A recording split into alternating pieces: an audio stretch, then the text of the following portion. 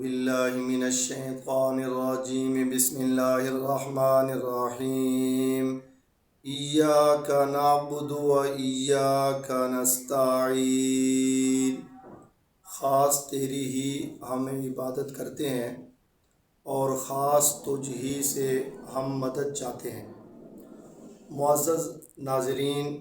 محترم خواتین و حضرات، پہلا پارہ سورہ فاتحہ آیت نمبر 4۔ اس میں دو چیزیں ہم نے اللہ تعالیٰ کی ذات کے ساتھ خاص کی ہے، ایک عبادت اور دوسرا استعانت۔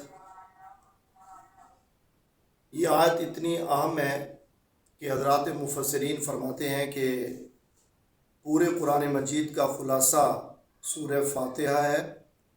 اور سورہ فاتحہ کا خلاصہ ایاک نعبد و ایاک نستعین ہے۔ عبادت کی تعریف کیا ہے؟ میرے سامنے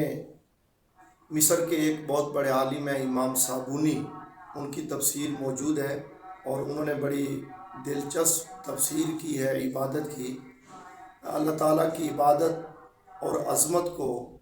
اس یقین کے ساتھ اکٹھے کرنا کہ اللہ تعالیٰ کی ذات فکر، حواس اور عقل میں آنے سے بالاتر ہے، اس کو کہتے ہیں عبادت۔ اور جو عبادت ہے، حضرت عبداللہ ابن عباس، جن کو نبی پاک صلی اللہ علیہ وسلم نے سید المفسرین اور ترجمان القرآن کے القاب ان کو عطا کیے گئے، اور آپ نے ان کی تفسیر قرآن کے حوالے سے ان کو آپ نے دعا بھی دی ہے۔ حضرت عبداللہ ابن عباس فرماتے ہیں کہ پورے قرآن مجید میں جہاں لفظ عبادت ہے اس سے مراد توحید ہے، اور جہاں توحید ہے اس سے مراد عبادت ہے۔ تو گویا کہ اللہ تعالیٰ کی توحید اور اس کی جو عبادت ہے، یہ اسلام کی اساسی اور بنیادی تعلیم ہے۔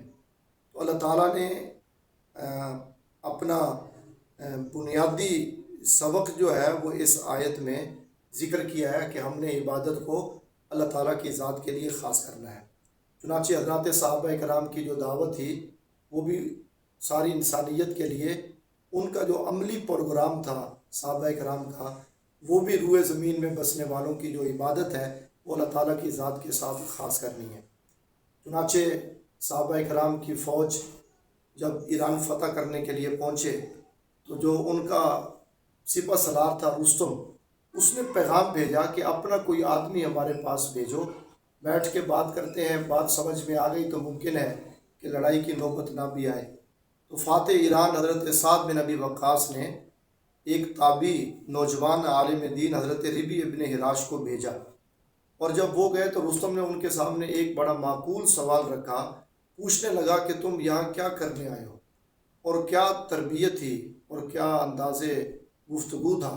حضرت ربی ابن حراش کا۔ تو وہ رستم سے کہنے لگے کہ ہمارے یہاں آنے کے 3 مقصد ہیں۔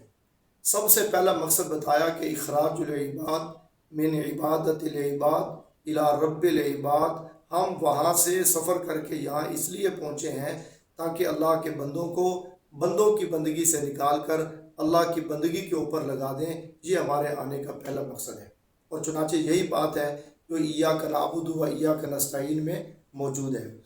دوسرا ہمارے آنے کا مقصد ربی ابن حراش نے فرمایا، ہم یہ چاہتے ہیں کہ دنیا ایک تنگ جگہ ہے،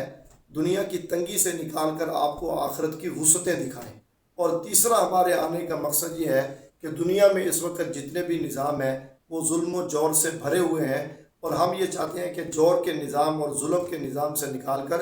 آپ کو اسلام کا عدل دکھائیں۔ تو صحابہ کرام نے بھی انسانیت کے سامنے جو سب سے پہلا پروگرام رکھا وہ اللہ تعالیٰ کی عبادت کا پروگرام تھا، جیسے ربی ابن حراش کی دعوت سے آپ نے سمجھا۔ تو جس طرح اللہ تعالیٰ کی عبادت جو اسلام کا اساسی اور بنیادی سبق ہے، اس کے ساتھ ساتھ قرآن مجید ہمیں یہ بتا رہا ہے کہ یہ ہماری مقصد تخلیق بھی ہے۔ چنانچہ اللہ تعالیٰ ارشاد فرما رہے ہیں، وَمَا خَلَقْتُ الْجِنَّ وَالْإِنسَ إِلَّا لِيَعْبُدُونَ، میں نے جن و انس کو اپنی عبادت کے لیے پیدا کیا۔ نبی پاک صلی اللہ علیہ وسلم نے آخری مرتبہ جب صحابہ کرام کو نماز میں دیکھا تو بوجہ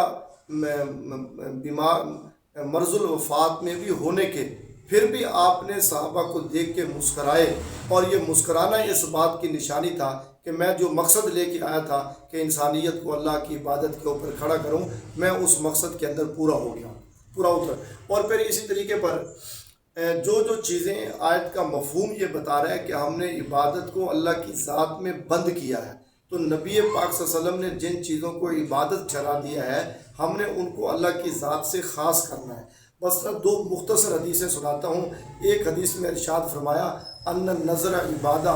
جو منت ہے یہ عبادت ہے، اور یہ اللہ کی ذات کے ساتھ خاص ہے۔ الدعاء مخ العبادہ، عبادت جو ہے وہ دعا عبادت کا مغز ہے، اور وہ بھی ایک دعا کی قسم ہے۔ دعا جو ہے وہ بھی عبادت کی قسم ہے، وہ بھی اللہ تعالیٰ کی ذات کے ساتھ جو ہے وہ اس کو خاص کیا جائے گا۔ اور پھر اسی طرح نبی پاک صلی اللہ علیہ وسلم نے حضرت جبریل علیہ السلام کی جو حدیث جبریل مشہور ہے، اس میں دعا عبادت کے حوالے سے ایک اور پہلو سے بھی آپ نے پردہ اٹھایا۔ میں صرف عبادت نہیں کرنی بلکہ عبادت کے اندر کیفیت احسان پیدا کرنی ہے۔ ان تعبد اللہ کأنک تراہ فإن لم تکن تراہ فإنہ یراک، اللہ کی عبادت کر جیسے اللہ کو دیکھ رہا ہے۔ اگر یہ مقام پیدا نہ ہو تو کم از کم یہ تصور تو ضروری ہے کہ اللہ کی ذات مجھے دیکھ رہی ہے۔ عبادت کے ساتھ دوسرا لفظ ہے استعانت۔ حضرت مولانا عبید اللہ سندھی رحمہ اللہ فرمایا کرتے تھے، یہ جو استعانت اور عبادت کو اللہ نے اکٹھے کیا ہے، یہ کمال توحید ہے، کمال توحید، اور یہ درس حریت ہے کہ آدمی اس آیت کے ذریعے یہ اعلان کرتا ہے کہ میں ہر قسم کی طاغوتی طاقت سے آزاد ہو کر ایک اللہ کی ذات سے مدد مانگنے والا ہوں۔ تو اس لیے یہاں لفظ استعانت کو توکل کے معنی کے اندر بھی لیا گیا، گویا کہ یہ آیت پڑھنے والا یہ اعلان کرتا ہے کہ میں کسی باطل قوت کا سہارا نہیں پکڑتا، اور میں اپنی طاقت اور اپنی قوت پہ بھی مجھے اعتماد نہیں ہے۔ اگر مجھے اعتماد اور توکل ہے تو وہ صرف اور صرف اللہ تعالیٰ کی ذات کے اوپر ہے، اور اسی کو درس حریت کہتے ہیں جو اللہ تعالیٰ نے لفظ استعانت کے اندر دیا ہے۔ اور کچھ قسم کی جو تحت الاسباب مدد ہوتی ہے، اسباب کے تحت، وہ ہم ایک دوسرے سے لیتے ہیں، جیسے ایک صنعت کار لیبر سے مدد لیتا ہے، باپ کاموں کے اندر اپنی اولاد سے مدد لیتا ہے، لیکن جو مدد ہم نے اللہ کی ذات سے خاص کی ہے وہ اور طرح کی مدد ہے، اور وہ یہ ہے کہ اگر ہم اللہ تعالیٰ کے علاوہ کسی اور کو کارساز سمجھیں گے تو وہ شرک ہوگا، اور اگر اللہ تعالیٰ کے علاوہ ہم یہ سمجھیں گے کہ اللہ نے اپنے فلاں اختیارات کسی اور کو دے دیے ہیں، اور پھر اس نیت اور ارادے کے تحت ہم اسے مدد طلب کرتے ہیں، تو یہ دو قسم کی جو مدد غیر اللہ سے طلب کرنا ہے یہ توحید کے منافی ہے، اس کو جائز نہیں کہا گیا۔ باقی اسباب کے تحت جو ایک دوسرے سے دنیاوی امور میں مدد طلب کی جاتی ہے وہ اسلام کی اس آیت کے منافی نہیں ہے۔ اللہ تعالی ہم سب کو عمل کی توفیق بخشے، اور میں اس پیغام کے ساتھ آپ سے رخصت چاہوں گا کہ روشنی کے سفر میں ہمارا ساتھ دیں، اور یہ اس چینل کو فالو بھی کریں، سبسکرائب بھی کریں، اور آگے جو ہے نا وہ اس کو شیئر بھی کریں، اور اس عزم کے ساتھ ہمارے ساتھ کھڑے ہوں آپ کہ انشاءاللہ یہ قرآن کا پیغام جو ہے نا وہ ہم ہر گھر کے اندر جو ہے نا وہ پہنچائیں گے، اور ہمارا نوجوان وہ جب موبائل پہ بیٹھا ہوگا تو وہ ادھر ادھر کی چیزیں دیکھنے کے بجائے وہ اپنا